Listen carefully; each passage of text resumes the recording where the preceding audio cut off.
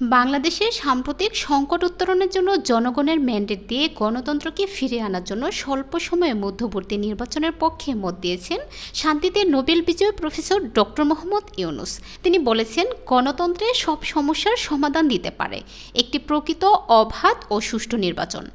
জনগণের নির্দেশনায় গণতন্ত্রে সমস্যার প্রতিকার সম্ভব, কারণ রাষ্ট্রের মালিক জনগণ, সরকারে থাকা কিছু মানুষের জন্য নয়। এছাড়াও বাংলাদেশে হত্যাকাণ্ড বন্ধে তিনি বিদেশিদের প্রতি সহায়তার আহ্বান জানিয়েছেন। শুক্রবার ভারতে দ্য হিন্দু পত্রিকায় প্রকাশিত সাক্ষাৎকারে এসব কথা বলেছেন ডক্টর ইউনূস। আপনি বলেছেন, গণতন্ত্র ব্যর্থ হয়েছে। কি এমন আছে আপনি মনে করেন যে তা এই অবস্থা থেকে বাংলাদেশকে ফিরিয়ে আনতে, গণতন্ত্রে আনতে পারে? প্রশ্নের জবাবে ডক্টর ইউনূস বলেছেন, জনগণের ম্যান্ডেট নিন অবাধে এবং সুষ্ঠুভাবে। এটাই জনগণের নির্দেশনায় গণতন্ত্রের সমস্যার প্রতিকার সম্ভব, কারণ রাষ্ট্রের মালিক জনগণ, সরকারে থাকা কিছু মানুষের জন্য নয়। তিনি আরও বলেন, সব রাজনৈতিক সমস্যার সমাধান হলো নির্বাচন। যখন কোনো বিষয় কাজ করে না, তখন আপনাকে জনগণের কাছে যেতে হয় তাদের নির্দেশনা পেতে।